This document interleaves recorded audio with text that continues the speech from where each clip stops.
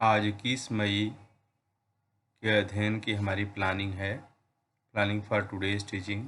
आज हम लोग पढ़ेंगे मीनिंग ऑफ ट्रांसलेटरी मोशन और फिर टाइप्स ऑफ ट्रांसलेटरी मोशन पढ़ेंगे। फिर एक एक करके सभी टाइप्स ऑफ मोशन को विथ एग्जाम्पल एक्सप्लेन करेंगे और फिर first type that is one dimensional motion को डिस्क्रिप्शन का क्या उपाय होगा उसके बारे में डिस्कस किएंगे। Description of one dimensional motion और motion in a straight line, इस चीज़ को डिस्कस किया जाएगा। ठीक है, तो आज इतना ही कि मैंने प्लानिंग किया है और आइए इसको स्टार्ट करते हैं। आइए पहली पॉइंट को स्टार्ट करते हैं, मीनिंग ऑफ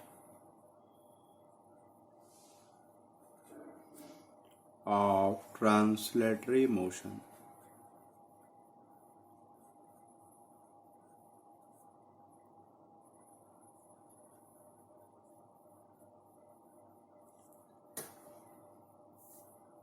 ट्रांसलेटरी मोशन का मतलब ये होता है कि जब वस्तु एक जगह से दूसरी जगह जाती है तो इस तरह के मोशन को हम बोलते हैं ट्रांसलेटरी मोशन।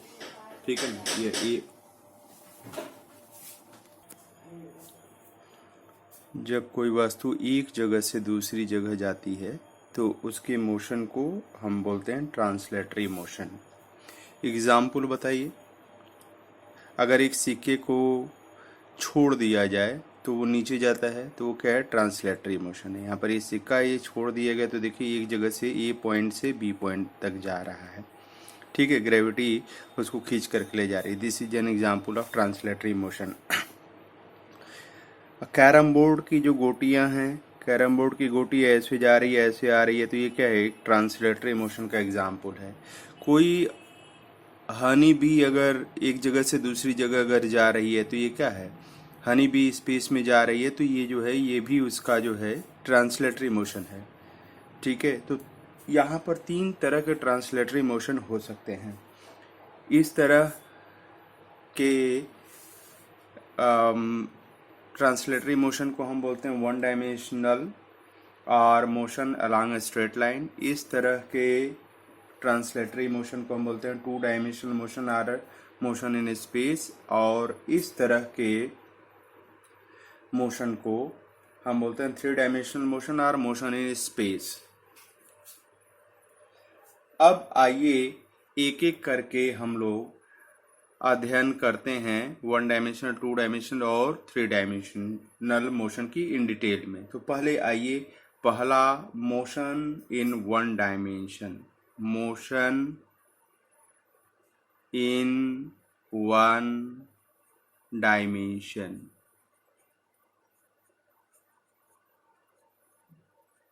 और इसका दूसरा नाम क्या है, और रेक्टिलिनियर मोशन।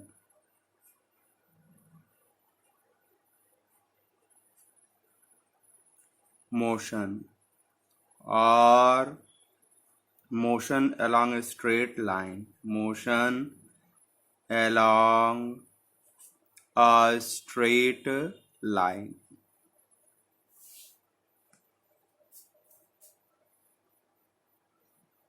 मैथमेटिकली चीज़ों को कैसे किया जा सकता है आइए देखते हैं। मान लीजिए कि कोई वस्तु एक स्ट्रेट लाइन में चल रही है और ये स्ट्रेट लाइन जो है हमारा एक्स एक्सिस है। क्या है, एक्स एक्सिस है। तो एक्स एक्सिस है तो इसका origin x is equal to 0 हमने यहाँ पर लिया है।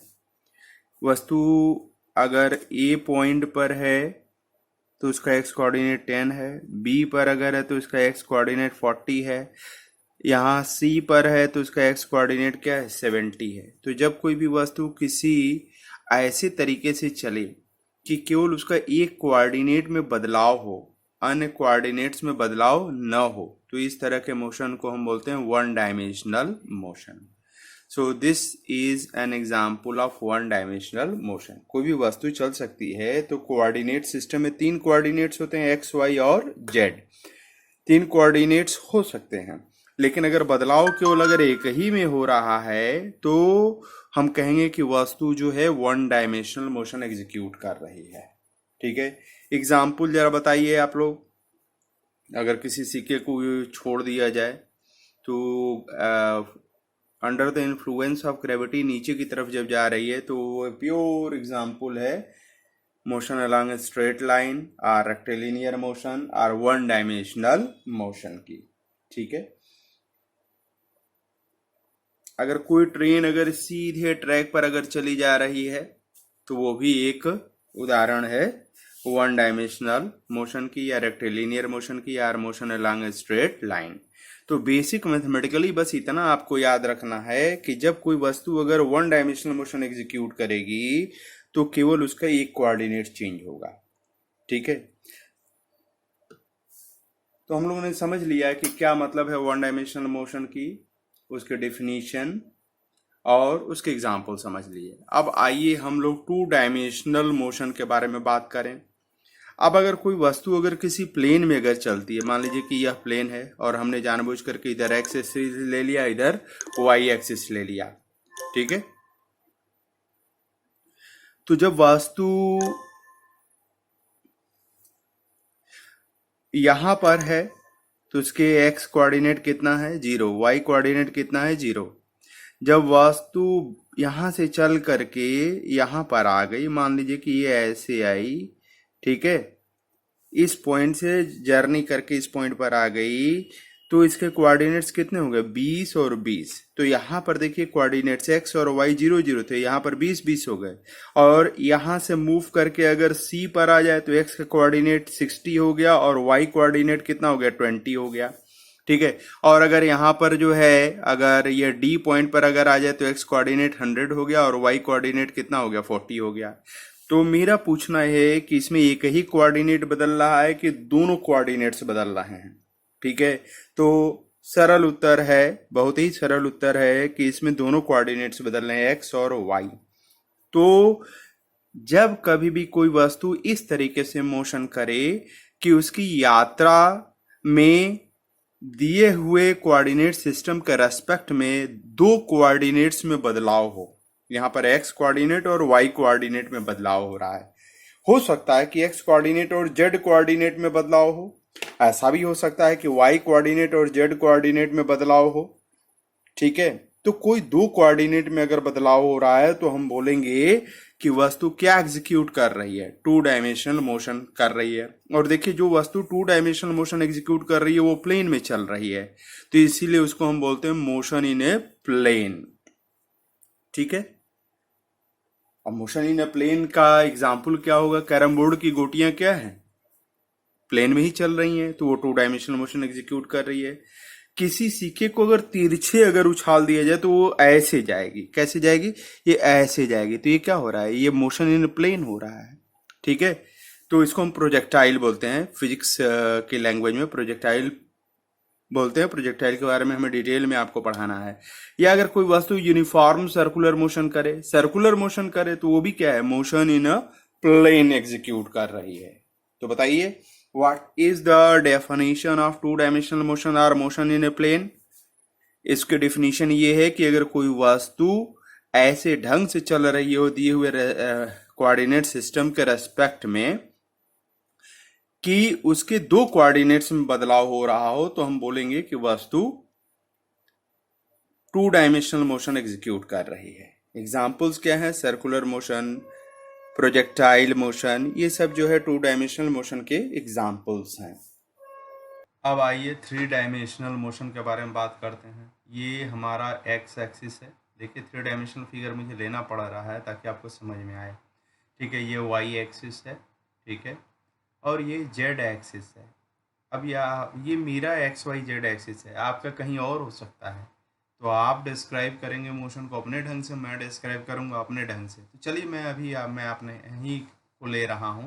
तो मान लीजिए कि कोई वस्तु जो है यहाँ पर है, तो यहाँ पर आइए एक्स एक्सिस पर कितना आना पड़ेगा, ए 1 2 3 आना पड़ेगा, और वाई एक्सिस के पैरेलल कितना आना पड़ रहा है, 4 आना पड़ रहा है, और जेड एक्सिस के पैरेलल कितना जाना पड़ रहा है, 3 के बराबर जा रहा है। तो इसके कोऑर्डिनेट्स क्या हुआ, सॉरी 5 के बराबर जाना पड़ा रहा है। यहाँ से देखिए ये थोड़ा नीचे है, ये यहाँ से यहाँ तक 5 के बराबर जाना पड़ा रहा है। तो एक्स एक्सिस पर 3 चले, फिर वाई एक्सिस के पैरेलल जो है 4 चले, और जेड एक्सिस के पैरेलल कितना चले 5 चले। ठीक है, तो इसके कोऑर्डिनेट्स क्या हुए, 3, 4 और 5 हुए। अब अगर मान लीजिए कि वस्तु यहाँ से कहीं स्पेस में यहाँ पर आ गई, तो क्या होगा, उसका एक्स कोऑर्डिनेट, वाई कोऑर्डिनेट और जेड कोऑर्डिनेट तीनों बदल जाएगा। हम मान रहे हैं कि तीनों बदल जाएगा। तो जब तीनों बदल जाएगा तो हम बोलेंगे कि यह किस तरह के मोशन एग्जीक्यूट कर रही है, 3 डायमेंशनल मोशन एग्जीक्यूट कर रही है। ठीक है, ये वस्तु 3 डायमेंशनल मोशन एग्जीक्यूट कर रही है। तो हम लोग समझ गए कि 3 डायमेंशनल मोशन का क्या अर्थ है, उसमें तीनों कोऑर्डिनेट्स बदलेंगे, है ना। अगर मान लीजिए क्षण भर के लिए कि कोई वस्तु अगर केवल एक्स एक्सिस पर अगर चल रही है तो केवल उसका एक्स कोऑर्डिनेट बदलेगा, वाई और जेड जीरो रहेगा। ठीक है, कोई वस्तु इस नीले रंग के प्लेन में अगर चले तब क्या होगा, उसका केवल एक्स और वाई कोऑर्डिनेट बदलेगा, यानी वह केवल 2 डायमेंशनल मोशन एग्जीक्यूट करेगा। इस प्लेन में जब भी चलेगा तो जेड उसका हमेशा जीरो ही रहेगा। ठीक है, तो इसीलिए जो है 2 डायमेंशनल मोशन का नाम क्या रखा गया था, मोशन इन ए प्लेन, है ना। और 1 डायमेंशनल मोशन का क्या नाम रखा गया था, motion in a straight line. और 3 डायमेंशनल मोशन का नाम क्या रखा गया था, मोशन इन स्पेस। क्यों, स्पेस में चलेगा तभी जाकर के क्या होगा, उसके तीनों कोऑर्डिनेट्स बदलेंगे।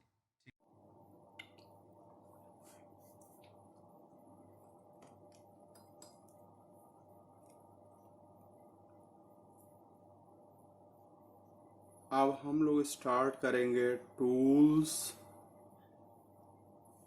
फॉर studying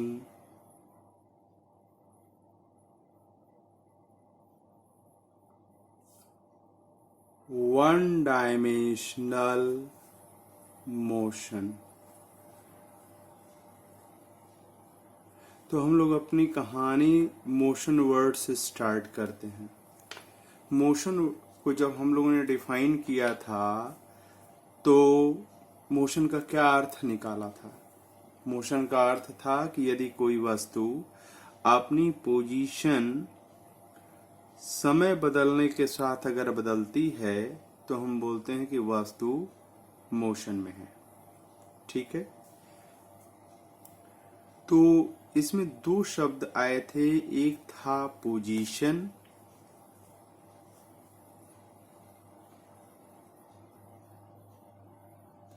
और दूसरा था टाइम। पोजीशन में बदलाव हो टाइम बीतने के साथ। टाइम को कैसे नापते हैं, घड़ी से नापते हैं। और पोजीशन को कैसे नापते हैं, हमने पिछले टर्न पर आपको बताया था कि पोजीशन को नापने के लिए हमें कोऑर्डिनेट सिस्टम की जरूरत पड़ती है। ठीक है, पिछले टर्न पर क्लियर किया गया था कि पोजीशन को मेजर करने के लिए कोऑर्डिनेट सिस्टम की जरूरत पड़ती है। तो 1 डायमेंशनल मोशन में कैसे टाइम का मेजरमेंट किया जाएगा और कैसे पोजीशन का मेजरमेंट किया जाएगा, आइए इस मुद्दे पर बात करते हैं। पहली चीज है मेजरमेंट ऑफ पोजीशन, है ना। जब कोई वस्तु 1 डायमेंशनल मोशन एग्जीक्यूट कर रही हो तो उसके पोजीशन को कैसे मेजर करेंगे। तो उसको मेजर करने का उपाय में कई चीजें हैं। पहले सिलेक्शन ऑफ द ओरिजिन, मतलब origin of position x equal 0 कहाँ लेंगे। तो मान लीजिए कि कोई वस्तु अगर ऐसे स्ट्रेट लाइन पर यात्रा कर रही है तो हमने कहा कि हम एक्स इक्वल टू 0 यहाँ पर लेंगे। तो ये क्या हो गया, हमने सेलेक्ट कर लिया ओरिजिन ऑफ पोजीशन, है ना। ओरिजिन ऑफ पोजीशन का सिलेक्शन कर लिया। दूसरी बात सिलेक्शन ऑफ यूनिट, है ना। पोजीशन की यूनिट यहाँ पर मैंने मीटर लिया, है ना। 0 meter, 10 meter, 20 meter, 30 meter, 40 meter. ठीक है, और फिर ये समझने की कोशिश किया कि पॉजिटिव और नेगेटिव पोजीशंस का क्या मतलब है। जो आपने x इक्वल 0 सेलेक्ट किया उसके राइट साइड वाले सभी पोजीशंस क्या होंगे, पॉजिटिव होंगे, और लेफ्ट वाले क्या होंगे, सभी नेगेटिव होंगे। तो यह हमको इसमें कितने चीजों को टच किया गया, एक तो ओरिजिन का सिलेक्शन किया गया, फिर यूनिट का सिलेक्शन किया गया, और फिर पोजीशन को मेजर करने में what will be the positive position and negative position का अर्थ समझा, है ना। मतलब ओरिजिन ऑफ पोजीशन मतलब एक्स इक्वल 0 के राइट साइड वाले सभी पोजीशंस को हम क्या बोलेंगे, पॉजिटिव पोजीशंस, और उसके पहले वाले को नेगेटिव पोजीशंस, है ना। ठीक है, हाँ, ये आप कह सकते हैं कि सर एक्स इक्वल 0 यही क्यों लें, हम यहाँ पर भी ले सकते हैं। बिल्कुल ले सकते हैं, बिल्कुल ले सकते हैं। जैसे इस वाले में देखिए एक्स इक्वल 0 यहाँ पर लिया गया, इसमें एक्स इक्वल 0 यहाँ पर जो -10 है वहां पर जो है एक्स इक्वल 0 है। यहाँ पर दूसरे बंदे ने इसी यात्रा को स्टडी करने के लिए एक्स इक्वल 0 यहाँ लिया है, तो उसका x is equal to 10 meter ये हुआ, 20 मीटर हुआ, 30 मीटर हुआ, और लेफ्ट वाली पोजीशंस क्या हो गई, निगेटिव हो गए। ठीक है, यहाँ पर भी वही बात है, राइट साइड वाली पोजीशंस पॉजिटिव है और लेफ्ट वाली क्या है, निगेटिव है। ठीक है, तो पोजीशन का मेजरमेंट वन डायमेंशनल मोशन में केवल एक ही कोऑर्डिनेट बदलना है, और हमने मान लिया कि वह कोऑर्डिनेट क्या है, एक्स कोऑर्डिनेट है। तो आपको x इक्वल 0 सिलेक्शन करना पड़ेगा, उसको हम बोलते हैं सिलेक्शन ऑफ द ओरिजिन। फिर उसके बाद आपको selection of the unit of position select करना पड़ेगा, और वो हमने मीटर यहाँ पर ले लिया। ये मीटर की जगह किलोमीटर भी हो सकता है, सेंटीमीटर भी हो सकता है, ये डिपेंड करता है कि प्रॉब्लम क्या है। ठीक है, किस प्रॉब्लम के बारे में हम लोग डिस्कस करने जा रहे हैं। ठीक है, हाँ, लेकिन एक बड़ी इंपॉर्टेंट बात है कि once unit and origin are selected you can not change it for the problem in hand. अगर एक बार किसी समस्या के लिए आपने वो एक्स इक्वल 0 ले लिया और यूनिट का सिलेक्शन कर लिया, तो जब तक वो प्रॉब्लम आप सॉल्व नहीं कर लेते हैं तब तक आप यूनिट में और ओरिजिन में बदलाव नहीं कर सकते हैं। ठीक है, ओके। अब मान लीजिए कि यहाँ पर x इक्वल 0 हमने लिया है, यूनिट मीटर लिया है, वह कोई वस्तु यहां से यहां तक जा रही है, ए पोजीशन से बी पोजीशन तक जा रही है। तो a position initial position x initial जो है क्या है, इनिशियल पोजीशन इज -20 मीटर, और फाइनल पोजीशन क्या है, x final is equal to 30 metre. तो डिस्प्लेसमेंट क्या होगा, displacement final position minus initial position. Final position आपका 30 और इनिशियल पोजीशन -20 है, that is equal to 50 metre. लेकिन दूसरे बच्चे ने अगर उसी प्रॉब्लम को ओरिजिन यहां पर मान करके किया है, तो वो ए से बी तक जाने में उसकी इनिशियल पोजीशन क्या है, -30 मीटर है। ऊपर वाले में कितना था, -20 मीटर था, और नीचे वाले में ये जो फाइनल पोजीशन है वो 20 मीटर है। ऊपर वाले में कितना था, उसी पोजीशन को 30 मीटर बोला जा रहा था। लेकिन इससे कोई फर्क नहीं पड़ेगा डिस्प्लेसमेंट पर, है ना, कि आपने कहां पर ओरिजिन ऑफ पोजीशन लिया है और हाँ, कहां पर ओरिजिन ऑफ पोजीशन आपने लिया, इससे डिस्प्लेसमेंट पर फर्क नहीं पड़ेगा। यहाँ पर देखिए एक्स इनिशियल क्या हुआ, -30 मीटर हो गया, और एक्स फाइनल क्या है, 20 मीटर है। तो डिस्प्लेसमेंट कैसे निकलेगा, final x position minus initial x position is equal 20 minus -30 and that is equal 50 meter. तो ए से बी तक जा रहा है वो कुल 50 मीटर जा रहा है उसका। ये तो हमने पूरी यात्रा को गणितीय ढंग से अध्ययन करने के लिए अपना सुविधाजनक स्थिति बनाया है कि हम यहां से पोजीशन को नापेंगे। ठीक है, अलग अलग लोग अपना एक्स इक्वल 0 अलग अलग जगह ले सकते हैं, उससे डिस्प्लेसमेंट में कोई फर्क नहीं पड़ेगा। ठीक है, ओके।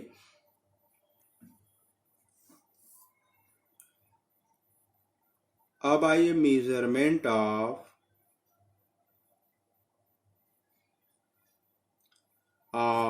टाइम पर समय को कैसे नापें। तो समय को नापने के लिए भी आपको क्या करना पड़ेगा, selection of origin of time. मतलब समय कहां से नापेंगे, समय कहां से नापेंगे, जहां से भी नापेंगे वह उसको हम बोलेंगे t इज इक्वल टू 0। ठीक है, ओरिजिन ऑफ टाइम। और उसके बाद वाला सभी समय क्या होगा, पॉजिटिव होगा, है ना। सॉरी, आपने t इक्वल टू 0 आपने सेलेक्ट कर लिया, फिर उसके बाद आप यूनिट सेलेक्ट करेंगे। तो हमने इस यात्रा के लिए हमने क्या मान लिया है, यूनिट सेकंड ले लिया है। ये जरूरत के मुताबिक बदल सकता है, किलोमीटर भी हो सकता, घंटा भी हो सकता है, मिनट भी हो सकता है, ईयर भी हो सकता है। ये प्रॉब्लम पर डिपेंड करता है कि किस प्रॉब्लम के बारे में हम लोग बात करने जा रहे हैं। ठीक है, तो t इक्वल टू 0 यहां पर सेलेक्ट किया, फिर उसके बाद सिलेक्शन ऑफ यूनिट हो गया।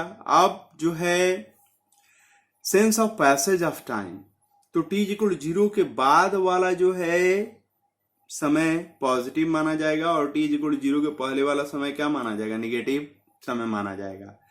तो आप अगर अपनी कॉमन लैंग्वेज में बोले तो t इक्वल 0 क्या है, प्रेजेंट है, t is equal to something positive क्या है, फ्यूचर टाइम है, t is equal to negative time क्या है, पास्ट टाइम है। ठीक है, अब मान लीजिए कि वस्तु A से B तक अगर जा रही है और A पर यह -20 सेकेंड पर है, ठीक है, और B पर यह कितने सेकेंड पर पहुंच रही है, 30 सेकेंड पर। तो टाइम इंटरवल कितना लगा, A से B तक जाने में टाइम इंटरवल कितना लगा, तो भाई time interval elapsed in moving from A to B delta T, है ना। Delta means change in time is equal T final minus T initial. T final 30 है और टी इनिशियल क्या -20 है, रख दीजिए तो ये 50 सेकेंड आ जाएगा। ठीक है, दूसरे बच्चे ने इसी समस्या का के लिए टी इक्वल 0 यहां पर सेलेक्ट किया है। ठीक है, तो यह जो है जिसको पहला वाला बच्चा टी इक्वल 40 सेकेंड टाइम बोल रहा है, ये वाला बच्चा 10 सेकेंड टाइम बोल रहा है। जिसको पहला वाला बच्चा 50 सेकेंड टाइम बोल रहा है, ये वाला बच्चा क्या है 20 सेकेंड बोल रहा है।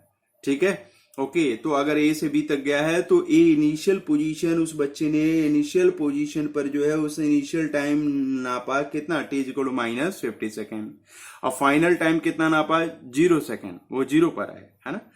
ए से बी तक यात्रा करने पर बी पॉइंट से ही टाइम नापना चालू किया गया है। तो आइए time interval elapsed in moving from A to B निकाल लिया जाए। तो delta T is equal T final minus T initial, T final 0 है, माइनस -50 इज इक्वल 50 सेकेंड। तो ए पॉइंट से बी पॉइंट तक जाने में समय 50 सेकेंड ही लगेगा। इस बात से कोई फर्क नहीं पड़ता है कि आप टी इक्वल 0 कहां लेकर के मेजरमेंट कर रहे हैं। वास्तव में टी इक्वल 0 उस प्रॉब्लम विशेष पर निर्भर करता है जिसको हम अध्ययन कर रहे हैं। अब जैसे मान लीजिए ऊपर से कोई उल्का पिंड मेटियोर अगर आता है और जब वो अर्थ के एटमॉस्फेयर में एंट्री करता है तब वो चमकना चालू होता है। तो जैसे ही वो चमकना चालू होता है उस समय हमने उसकी यात्रा का अध्ययन स्टार्ट कर दिया, तो वो हमारा टी इक्वल 0 हुआ। तो क्या उसके पहले वो यात्रा नहीं कर रहा था? अब हमारे अध्ययन में अगर वो स्ट्रेट लाइन में मोशन अगर एग्जीक्यूट कर रहा है तो उसके पहले के सभी समय जो है निगेटिव हो जाएंगे, और उसकी यात्रा जैसे ही हमने अध्ययन करना स्टार्ट किया उसके बाद का समय सब पॉजिटिव हो जाएगा। और जैसे ही उसने चमक बिखेरनी चालू की वो टी इक्वल टू 0 था, ओरिजिन ऑफ टाइम था। ठीक है, तो ये प्रॉब्लम टू प्रॉब्लम निर्भर करता है कि टी इक्वल 0 कहां पर सेलेक्ट करते हैं। याद रखिएगा, टी इज इक्वल 0 का मतलब ये नहीं कि यात्रा वहीं से स्टार्ट हो रही है, यात्रा कहीं से भी स्टार्ट हुई हो सकती है। ठीक है, टी इज इक्वल 0 का मतलब है कि हम यहां से समय को मेजर करना स्टार्ट कर रहे हैं, यात्रा पहले से भले क्यों न हो रही हो। ठीक है, ओके।